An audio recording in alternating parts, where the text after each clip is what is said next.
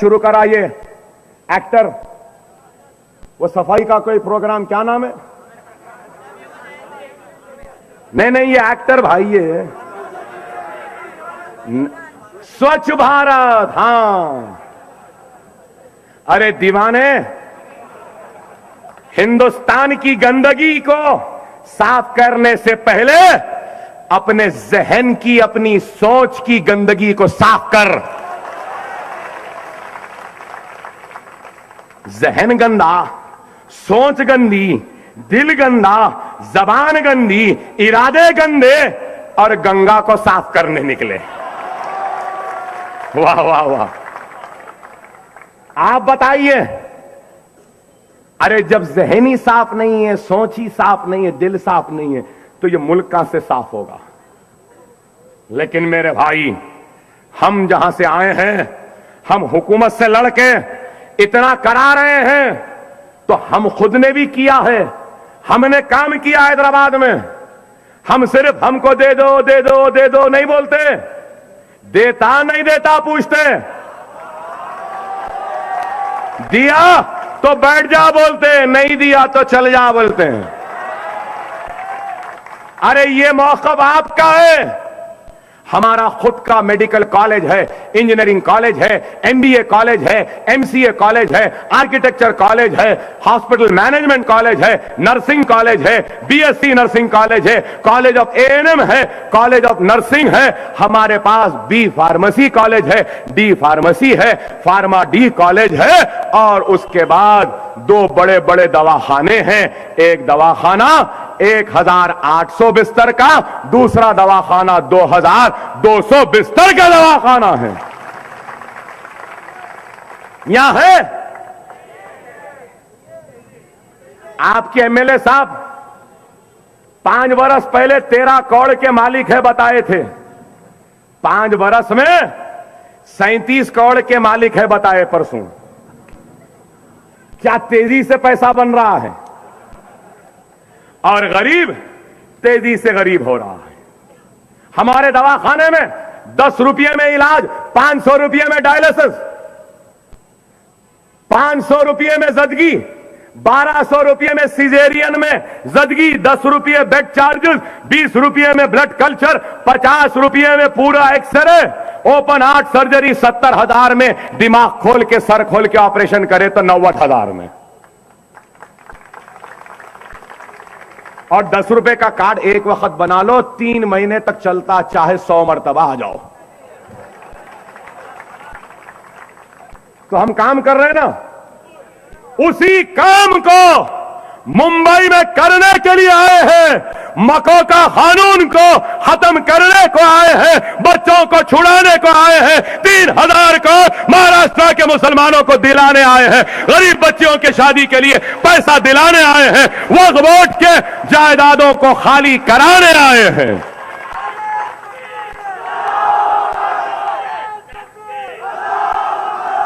आपको और एक बात बोलता हूं, पुलिस कई के वास्ते होती, कानून के लिए।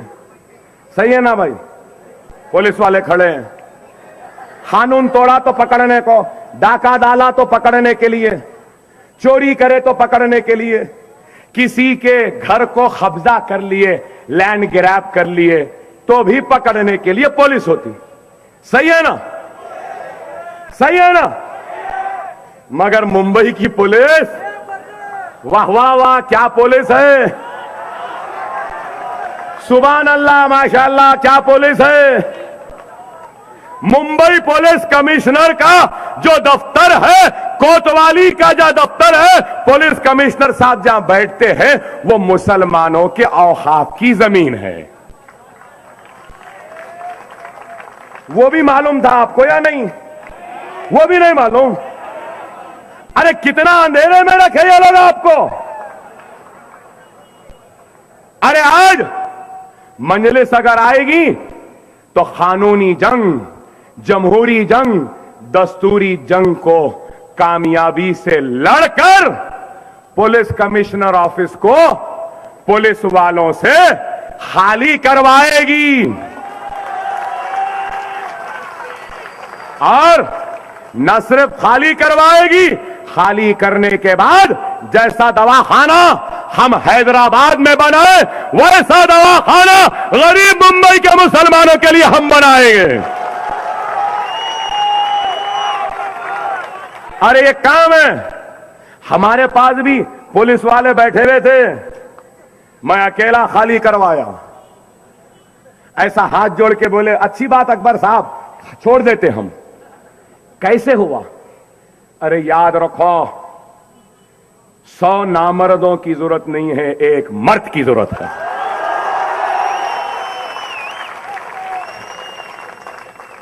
खुदा के लिए क्वांटिटी पे मत जाओ, क्वालिटी पे जाओ। क्वालिटी मजलिस है। अरे हम कुछ करो या ना करो, एक बात तो हकीकत है कि हिंदुस्तान में हमारे जैसा बोलने वाला कोई नहीं है। संघ परिवार, आरएसएस और मोदी का जवाब देने वाला कोई नहीं है। राम का खून कहने वाला राम का नहीं, आदम अलैहिस्सलाम का खून हमारे में है। मुसलमान को घर ना दो बोलने वाले क्यों ना दे? घर हमको क्यों ना दे? हम खूबसूरत है बोल के नहीं देना, हम गोरे हैं बोल के नहीं देना, हम अच्छे हैं बोल के नहीं देना, हम ताकतवर है बोल के नहीं देना, हम काले हैं बोल के नहीं देना, या हम खराब है बोल के नहीं देना, या फिर मैं नहीं बोला कुछ भी, मैं नहीं बोला कुछ भी। समझ गए ना? इतना डर, इतना डर। आप बताइए, लव जिहाद, लव जिहाद, अरे कैका लव? जिहाद मुकद्दस चीज, लव अलग है। लव से जिहाद का क्या ताल्लुक? अच्छा हुआ योगी आदित्यनाथ, नरेंद्र मोदी, परवीन तोगाड़िया, तू इस अकबर के दौर में है। नहीं मालूम? अगर अकबर आजम के दौर में होते तो राजपूतों की आन बान शान जोधाबाई को यह मलिका हिंदुस्तान भी नहीं बनने देते थे। सेक्युलरिज्म हमारे में नहीं है, नहीं है। कैसा सेक्युलरिज्म है बोलो आप? मलिका हिंदुस्तान बनाए, फिर भी हमारे पे इल्जाम क्या है? अरे मैं बहुत बोल सकता हूं, इतना बोलूंगा, इतना बोलूंगा, याद रख ऐ बीजेपी आरएसएस संघ परिवार वाला, तुम मेरे अल्फाज की आतिशनुवाई का मुकाबला नहीं कर सकोगे। पनाह मांगते फिरोगे।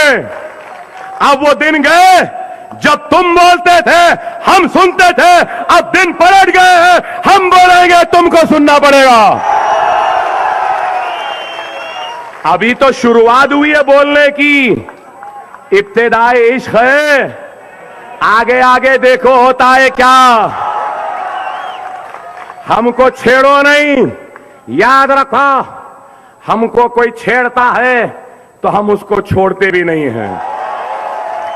ये सर अल्लाह के सामने झुकता है, ये हाथ अल्लाह से मांगते हैं, और जो सर अल्लाह की बारगाह में झुकता है, दुनिया की कोई ताकत उस सर को झुका नहीं सकती। हम तख्ते पर चढ़ जाएंगे, फांसी पे लटक जाएंगे, लेकिन खुदा की कसम ये गर्दन नहीं झुकेगी, क्योंकि ये गर्दन अकबर ओवैसी की नहीं, मुसलमानों की गर्दन है, आपके इज्जत की गर्दन है।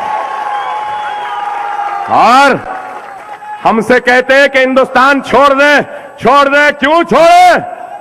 ये मुल्क हमारा था, हमारा है, हमारा रहेगा। ताज की खूबसूरती हम मुसलमानों ने दी, कुतुब मीनार की बुलंदी हम मुसलमानों ने दी, लाल किले पर जो तिरंगा झंडा हमारे मुल्क का, आपका, मेरा तिरंगा लहराता है, वो किला भी हम मुसलमानों ने बनाया है। जरूरत नहीं है कहीं जाने की। जिस तरीके से एक हिंदू को अपने सर पे तिलक लगाने का आजादी है, सिख को पगड़ी बांधने की, तो मुसलमान को भी दाढ़ी छोड़ने पर कोई नहीं टोक सकता, ना सर पे टोपी पहनने पर। ये मुल्क हमारा था, हमारा है, हमारा रहेगा। इस मुल्क पर जितना नरेंद्र मोदी का हक है उतना ही हक अकबर ओवैसी का भी है। बहरहाल मुनज़्ज़म रहिए, मुत्तहिद रहिए। 15 के दिन मजलिस का निशान पतंग है, पतंग पर मोहर लगाइए। बस जो कहना था मैं कह दिया, मैंने तो अपना हक अदा कर दिया। अब मुलाकात हो ना हो, जरूर मुलाकात मैदान हशर में होगी।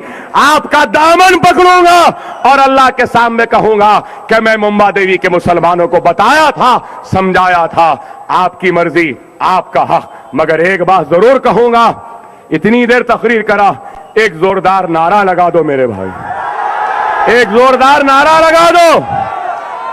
नारे तकबीर, नारे तकबीर, नारे तकबीर।